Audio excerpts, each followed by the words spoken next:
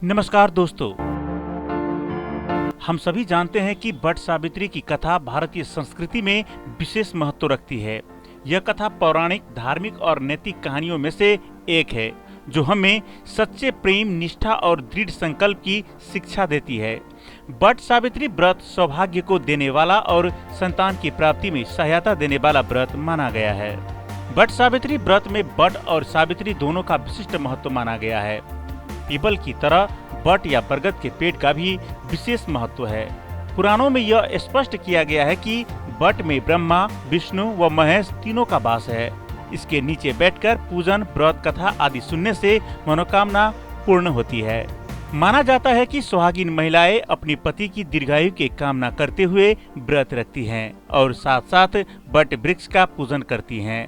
महिलाएं व्रत पूजन कर कथा कर्म के साथ साथ वट वृक्ष के आसपास सूत के धागे परिक्रमा के दौरान लपेटती हैं। तो हम आज ये जानेंगे कि महिलाएं क्यों वट का पूजा करती हैं और इसका महत्व क्या है। ये समझने के लिए आज हम आपको सुनाने जा रहे हैं वट सावित्री की पवित्र और प्रेरणादायक कथा। यह कथा बताती है कि कैसे एक पतिव्रता स्त्री अपने पति को यमराज के चुंगल से भी छुड़ा सकती है।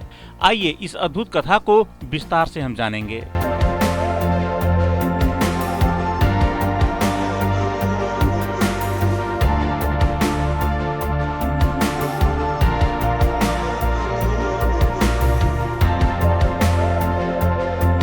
बहुत समय पहले की बात है। भद्र देश में अश्वपति नामक राजा राज्य करते थे। उनकी पत्नी का नाम मलविका था।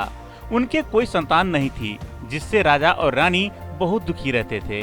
उन्होंने संतान प्राप्ति के लिए 18 वर्षों तक अनेक व्रत और तपस्या की। अंततः उनकी तपस्या सफल हुई और माता सावित्री ने उन्हें एक दिव्य कन्या का वरदान दिया। सावित्री देवी की कृपा से जन्म लेने की वजह से कन्या का नाम रखा गया सावित्री।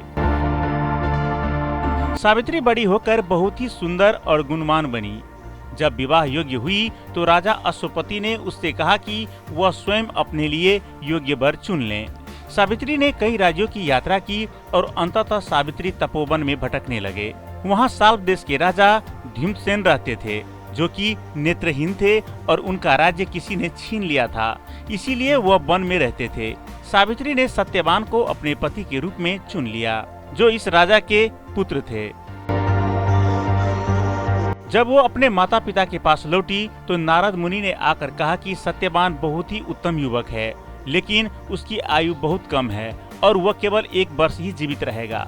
यह सुनकर सभी दुखी हो गए, लेकिन सावित्री अपने निर्णय पर अड़िग रही और सत्यवान से ही विवाह कर लिया। सावित्री ने सत्यवान के साथ वन में जीवन बिताना शुरू किया। उसने सच्चे हृदय से अपने पति की सेवा की और यह जानकर भी कि उसका समय सीमित है, उसने अपने प्रेम और निष्ठा में कोई कमी नहीं आने दी। इतना ही नहीं, वो रोज वट वृक्ष के नीचे बैठकर जप करने लगी। एक दिन जब सत्यवान लकड़ी काटने के लिए वन में गया तो अचानक वो बेहोश होकर गिर पड़ा और उसकी मृत्यु हो गई। सावित्री को यह पूर्वाभास हो चुका था और वह भी वहाँ पहुँच गई। उसने अपने पति के शरीर को अपने गोद में रखा और वहीं बैठ गई। थोड़ी देर बाद यमराज आए और सत्यवान की आत्मा को लेकर जाने लगे। सावित्री ने उनका पीछा करना शुरू कर दिया। यमराज ने उसे रोका और कहा, तुम्हारा यहाँ आना उचित नहीं है। लेकिन सावित्री की बुद्धिमानी और निष्ठा से प्रभावित होकर यमराज ने उसे 3 वरदान देने का वचन दिया। सावित्री ने पहले अपने सास ससुर की आंखों की रोशनी वापस मांगी, फिर उन्होंने राज्य और संपत्ति वापस मांगी और तीसरे वरदान में उसने 100 पुत्रों का आशीर्वाद मांगा, जो यमराज ने वरदान स्वीकार किए। जब सावित्री ने तीसरे वरदान में 100 पुत्रों की इच्छा जताई तो यमराज को समझ में आया कि सत्यवान को जीवित किए बिना यह संभव नहीं है। उसके बाद सावित्री वट वृक्ष के पास लौट गई और अंततः यमराज ने सत्यवान को जीवन दान दे दिया और सावित्री अपने पति के साथ खुशी खुशी वापस लौटी। वट वृक्ष के नीचे ही सावित्री के प्राण लौटाए गए थे। इसीलिए इस घटना के बाद महिलाएं वट सावित्री व्रत रखती हैं और वट वृक्ष की पूजा करती हैं, ताकि उनके पति की आयु लंबी हो और उनका वैवाहिक जीवन सुखी बना रहे।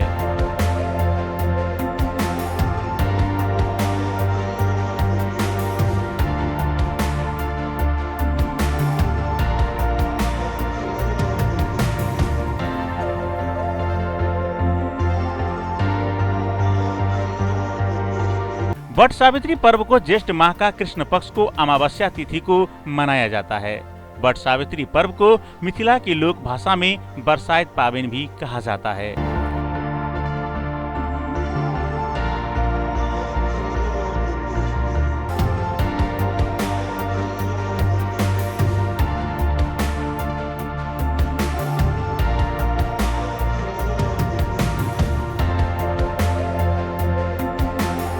इस दिन महिलाएं वट वृक्ष में धागे लपेटकर पूजा पाठ करती हैं और फल चढ़ाकर बांस से बना हुआ पंखा डोलाकर वृक्ष को हवा देती है।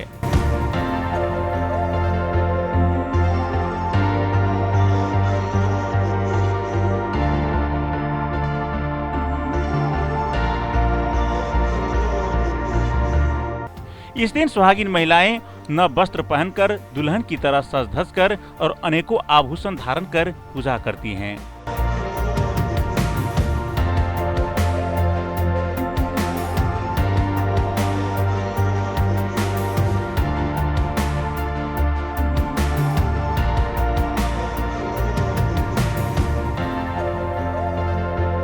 इसी तरह से वट को पूजा करने के बाद पति की पूजा करती हैं, ठीक वैसे ही जैसे वट वृक्ष की करती हैं। पति को भी पंखा डोलाकर हवा देती हैं और प्रसाद के तौर पर आम जो खास कर दिया जाता है वही देकर पैर छूकर आशीर्वाद लेती हैं।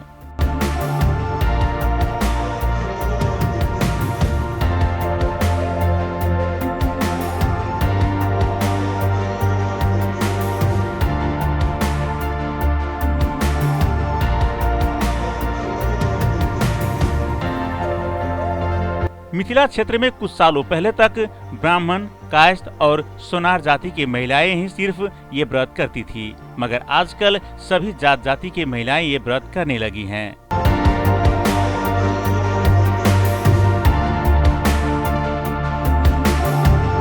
तो दोस्तों, यह थी वट सावित्री की कथा।